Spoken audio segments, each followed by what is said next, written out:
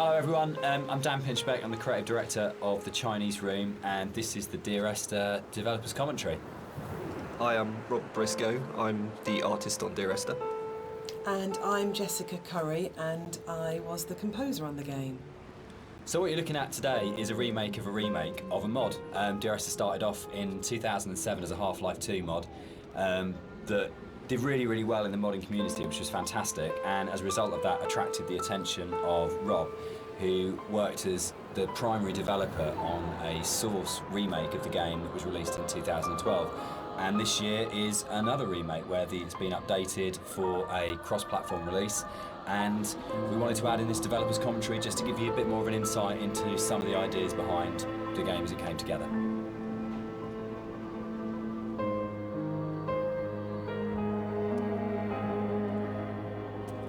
So you'll see around you in a lot of the environments, there's a lot of detail ingrained into everything. One of the things that I wanted to do with Dear Esther is bring the visuals up to the same kind of level of detail that Dan and Jess had put into the other areas of the game. So all of the history and the kind of hidden pieces of story that are intertwined with the VOs and the music and stuff, I kind of wanted to bring some of that into the environments. So if you look around you, you'll see that there's a lot of interesting bits and pieces, a piece of paper with someone's name on it, a photograph, an ultrasound. All of these little bits and pieces are kind of laid in to just kind of bring another aspect of the story into the game. And also, they're actually randomized, so every time you play, you'll see something different lying around.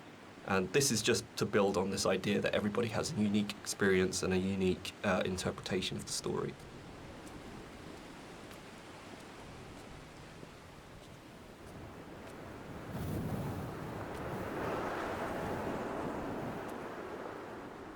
Part of the point about the whole game, I think, was this idea that rather than having a linear, straight-through version of the story, that we could have multiple story units for each place you were, and I was really interested in this idea of how you can open up that space that people can interpret. So I loved the idea that you could have two people that had played this game and then would have a conversation about it, and one of them would say, oh, what did you think about when this happened? And the other person would be like, well, that didn't happen for me. I had a completely different event happen or a completely different story happen. And it kind of feels very gamey in that way, that actually one of the things I love about writing for games is that you hand over so much control to the player that it becomes their story, and that's really, really important rather than trying to force them. So using randomised blocks of voiceover in the game and the kind of randomised prop details that Rob was talking about means that it gives it a really different feeling every time you go through. And that's kind of interesting for me, because I like the idea of going, well, not everyone has to have the same experience, and because it's interactive, you have the capacity to have very different experiences occupying the same space. So yeah, but balancing all that then becomes an absolute nightmare. I think it's nice though, because everybody gets a personal experience. Like, I love reading the forums and seeing how people come and they sort of tell their story and what they interpreted of it, and then you see other people discussing what they thought of it. And to me, it's kind of nice because everybody takes something unique away from it.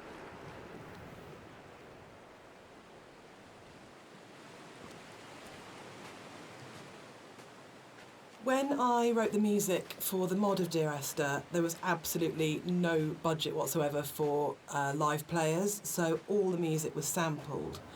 But one of the good things about that is it actually forced me to be quite creative about how I wrote the music. So with my background in sound art, I wanted to use samples in a different way that wasn't just using it to sound like a violin. I wanted to time stretch and manipulate samples to make something different and strange and quite unique. But then when we got the Indie Fund money, I had the amazing opportunity to re-record the music with live players. And that was so exciting for me, actually, because that's where it comes to life. And I thought long and hard about whether to write new music, going from the mod to the commercial version, but actually I decided that my initial and original emotional response to the game was probably going to be the strongest response and reaction that I had. So I just literally, the music that I'd written for samples, I then wrote out for live instruments. But what they bring to it is transformative, actually. And I think the beach is a really good example of this, where you have these awful samples soaring away, and then you have the string quartet playing this very bleak, very sparse music, and they bring the presence of the island immediately to it, and it comes to life. And that's the exciting thing about it. It wasn't a huge budget, but just having that experience of working with the players was just magical.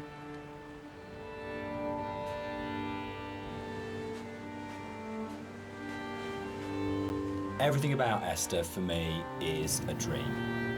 The landscape is not an island, it's the dream of an island. The music is like music that you wake up because you've heard in your sleep, but you're not conscious of hearing it. And the language in the story was supposed to be like that as well. It didn't matter the sense it made, it was more about the kind of the shapes it created, if that makes sense. So that the words would were like being in water, like listening to something underwater. It'd be this very dreamlike, symbolic, poetic thing. And it always frustrated me in games with game writing. This has really changed quite a lot. There was never any space for poetic language. It was very exposition-y, very descriptive, very direct. And you'd have art and audio would have these amazing creative spaces they could explore. But when it came down to actually writing, you just had to basically go into the room, describe the character, tell the player what to do. And it just seemed like the most boring thing you could do with words in a game. And why couldn't a writer have the same artistic freedom as a visual artist or an audio designer or a musician, in terms of being able to say, isn't this just about creating this kind of emotional tone, this emotional space? And it's really, I still love that about the game. It's one of the things I love so much about Nigel's voiceover, is it has this really odd, disconnected, kind of dreamlike quality to it, where you might finish the game and not actually understand anything that happened, but you're being carried along in the flow of it. And without any kind of sarcasm at all, I get into trouble saying things like this. The same design principle applies as this to Halo. It's 30 seconds of fun, or 30 seconds of depressing engagement, I guess, in our case. But it is about that loop of being in the moment in the game constantly, and that's actually the critical thing that matters.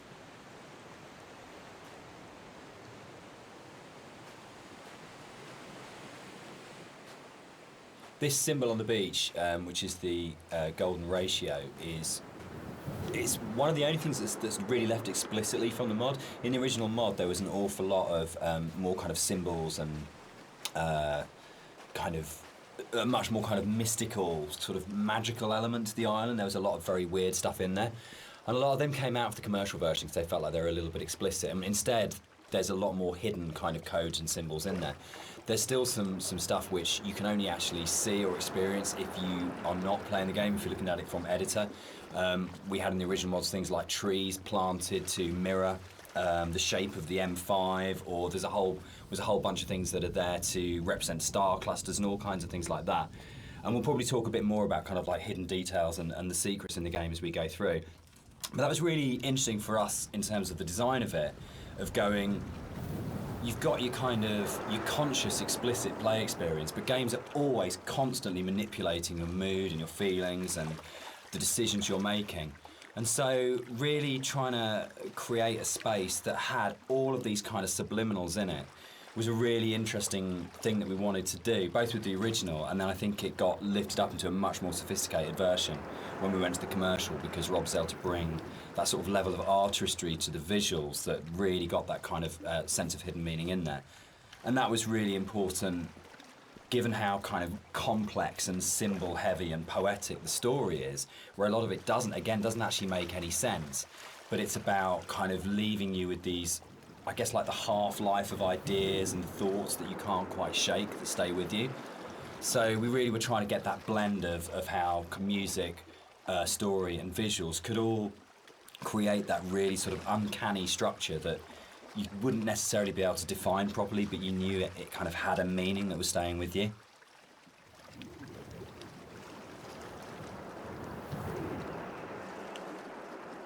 So something I wanted to do as an artist was create some kind of reward for the player when they explore the island.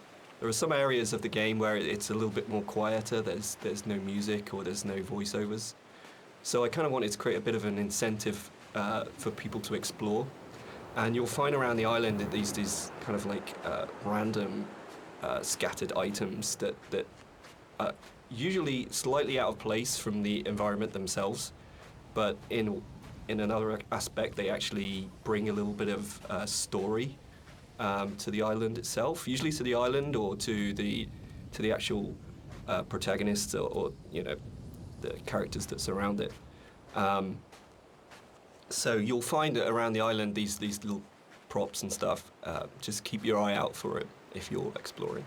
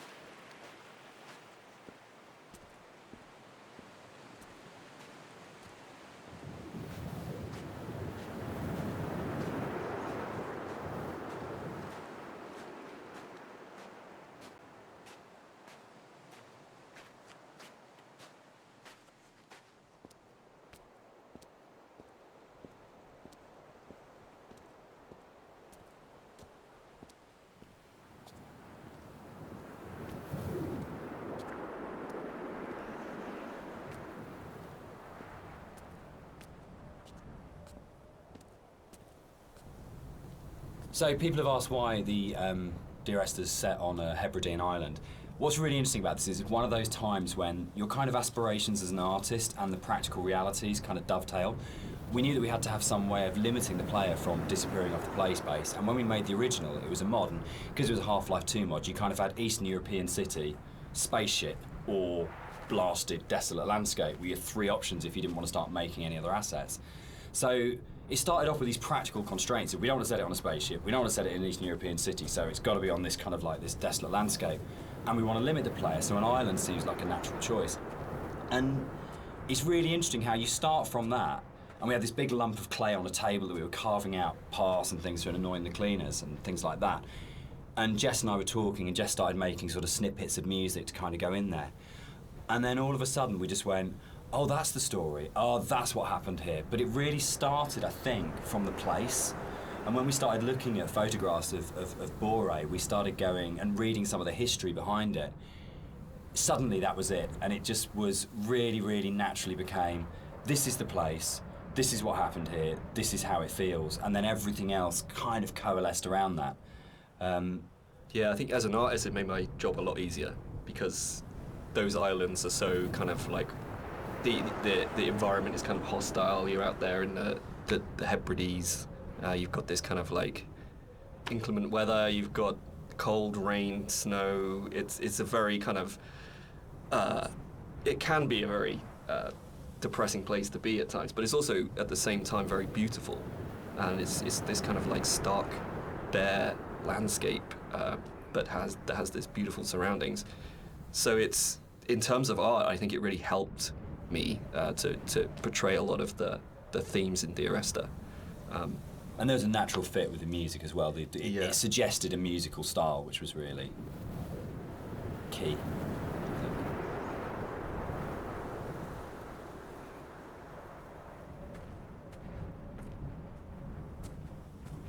One of the things you're always trying to do as a composer is create memorable themes. And a slight confession is that probably the most memorable theme, which is Remember in Dear Esther, wasn't actually created for the game. Rob's looking shocked. So it was actually from a piece of choral music that I'd written years before, based on a Christina Rossetti poem called Remember. And one of the things I was talking about earlier was how I didn't have any budget. So I had this piece of choral music, and I thought, hang on, this is absolutely perfect for Esther, but I don't want to use all of it. So the only bit that you actually get in the game is the first line of the choral piece of music.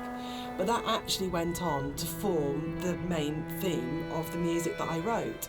And I think for me it's really interesting about how things that you've written earlier, years before, sometimes come in really, really useful and fit. So I always tell people and students not to despair if something doesn't get used or doesn't work at the time, because actually there'll come a place or in a time where you think, hang on a minute, I've got something that fits. So in terms of that memorable theme, the Remember theme gets used in multitude of different ways during the game. And one of the things it does is helps you to identify the kind of psychic place that you're in the game. So the theme is played in lots of different ways, and actually you'll notice that as you go through the game, it becomes more and more broken and more manipulated and broken down as the player goes through the journey and as you're psychologically struggling to get to the end point in the game. So music's really, really useful for highlighting the psychological mood, and we talk a lot about psychogeography, which always sounds a bit pretentious, but actually I think it's really important to what the three of us did in the game. Yeah, absolutely. Dan, maybe you want to talk a bit about that. Like the core kind of idea about psychogeography, if you're not in, the place you're in is not the place you're in, or you create the place you're in. It's not just as you're here and then the landscape's out there, but you don't navigate like a city by street signs and by those kind of formal things. You navigate it by the things which are significant to you in the way that you've lived in that space. And I think that was really kind of key to, I think it's really central to how the fusion of art and story and music come together in Dear Esther, because it's not a place where we're going, right, we have to lead the player up here because it's a natural formation, and then you would naturally have a piece of music here because you come around a corner. But the story, music and art all work around the idea of what's going on in the narrator's head at this point. How do we represent his emotional state relative to this landscape? And again, it's that idea of the game is, it's a dream of a place. It's like the idea of it being a fever dream or a coma dream, which obviously ties in a lot with the kind of story, and we'll come back to in a lot more detail when we get to the caves a bit later on.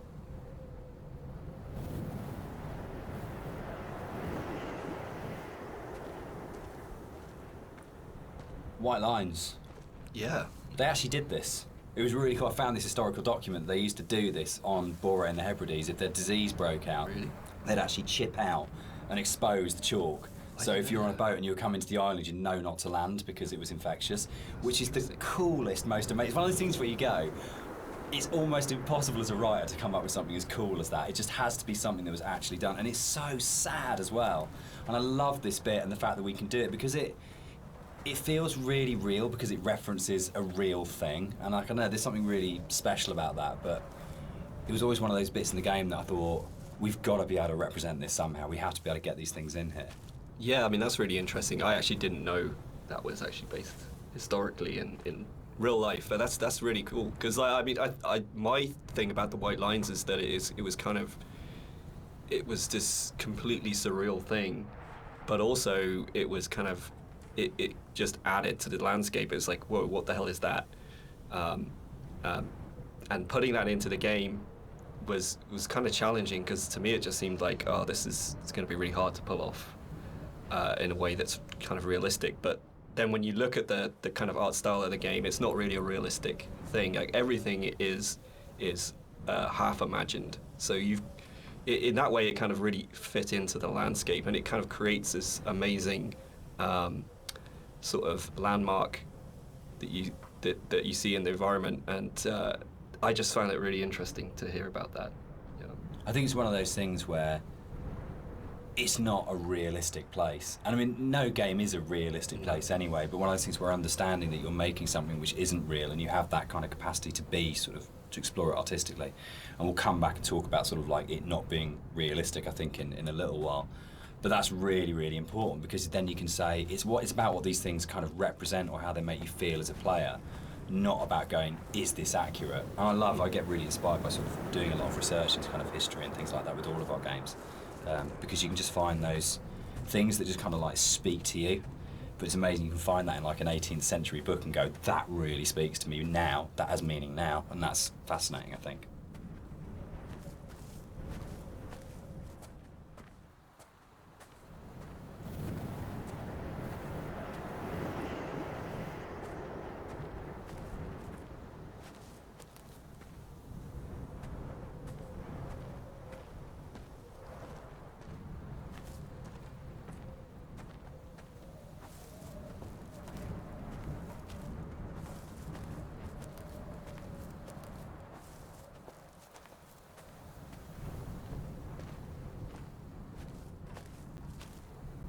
Something that I wanted to bring through in the art of the game was the same kind of fidelity that you find in both Jessica's music and Dan's writing. In the same kind of way that you have all of these little details, these very close attentions to detail that kind of really bring richness to the story. And something that was missing in the original mod version was just this lack of a visual layer of story. And something that I did throughout the art of the game is to add in all these little details here and there, little bits of story, little links to certain things that you may or may not hear or see, just a layer of richness in the world, and give you some kind of reward for exploring. So keep your eye out as you look around.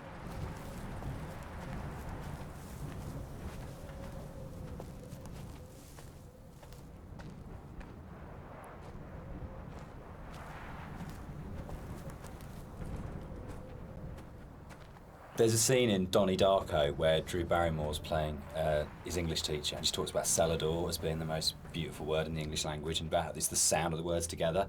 And Dear Esther actually comes from the introduction from a Faith No More song, the Crab song on the first album, Introduce Yourself. And there's a point where, I think it's Chuck at that point, is the vocalist, before Mike Patton, just says, Dear Esther. And it really lodged with me, because the sound Dear Esther just has a really amazing sound to it. And I think when we started making it, and the idea of it being this series of letters to someone came through, it just came straight back out of going, that's just a really beautiful sounding combination of words. And I think that really sums up the whole approach to the writing in Dear Esther of what's the most beautiful combination of words and images we can put together, and to do it that way rather than writing a traditional plot as such. So yeah, Dear Esther, Faith No More and Doom, that's where it comes from.